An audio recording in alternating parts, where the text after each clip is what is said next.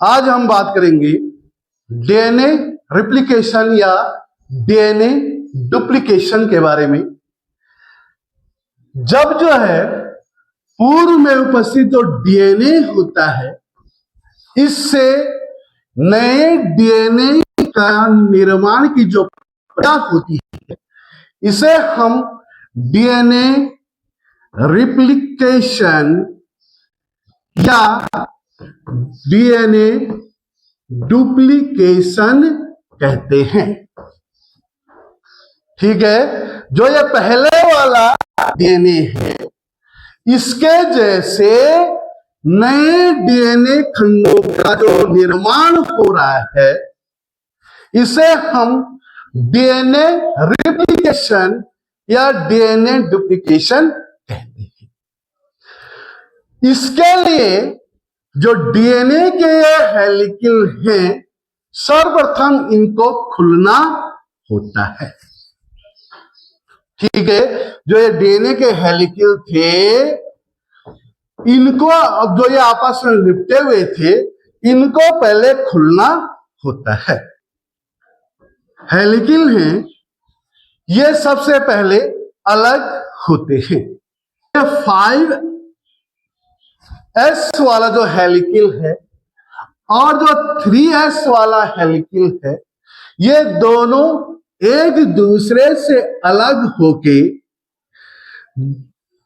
जो ये 5 to 3s वाला हिस्सा है, इसे हम लैडिंग स्टैंड कहते हैं। यहां पे एक एंजाइम कार्य करता है जिसे हम डीएनए पॉलीमरेज कहते हैं। डीएनए पॉलीमरेज कहते हैं। डीएनए पॉलीमरेज की सहायता से डीएनए पे एक नए खंड का निर्माण हो जाता है। दूसरा वाला हेलिकल था 3 to 5s वाला जो हेलिकल था, इस हेलिकल को हम लैगिंग स्टैंड कहते हैं। क्या बोलते हैं? इस स्टैंड 5 to 3s वाला है, यह है लैडिंग स्टैंड, और दूसरा वाला है लैगिंग स्टैंड। लैगिंग स्टैंड में जब डीएनए के नए खंड का निर्माण होता है, तो यह सीधा न होके टुकड़ों में इसका निर्माण होता है। किसमें होता है? टुकड़ों में इसका निर्माण होता है।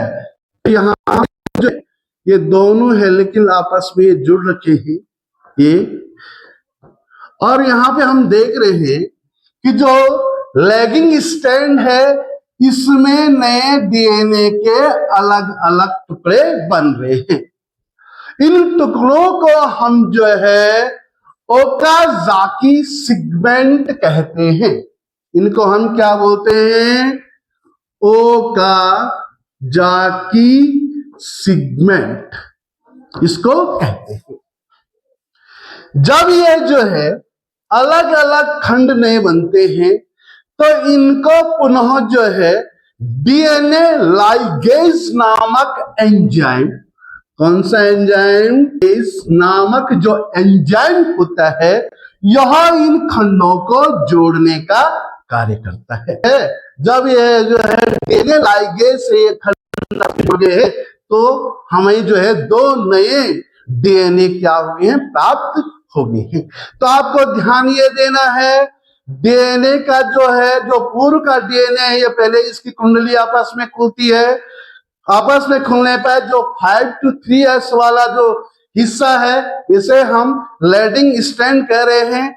इस लैडिंग स्टैंड पे डीएनए पॉलीमरेज नामक एंजाइम कार्य कर रहा है, और इसके साथ अब जो है नए डीएनए खंड का, नए डीएनए हेलिकल का निर्माण हो रहा है, और अब इससे पूरा डीएनए बन जाता है।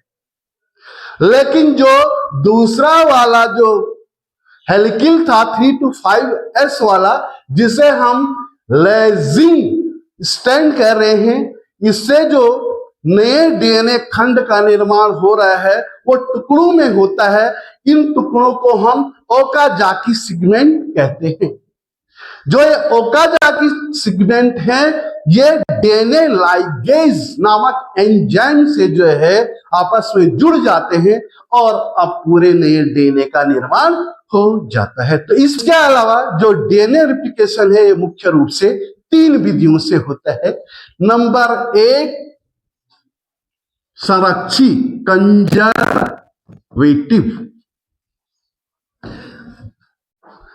दूसरा है सेमी कंजर्वेटिव,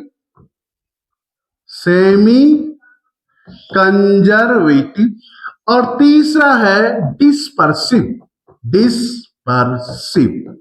में जो है, जो पूर्व का जो डीएनए है, यह पूरी तरह सुरक्षित होता है और इससे नए डीएनए का निर्माण होता है। इसे हम कंजर्वेटिव कहते हैं।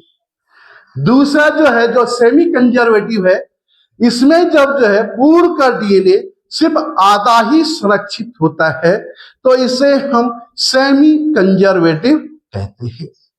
और तीसरा है डिस्पर्सिव, जब जो है पूर्व का डीएनए पूरी तरह समाप्त हो जाता है और इससे अब जो है नया डीएनए खंड बन जाते हैं।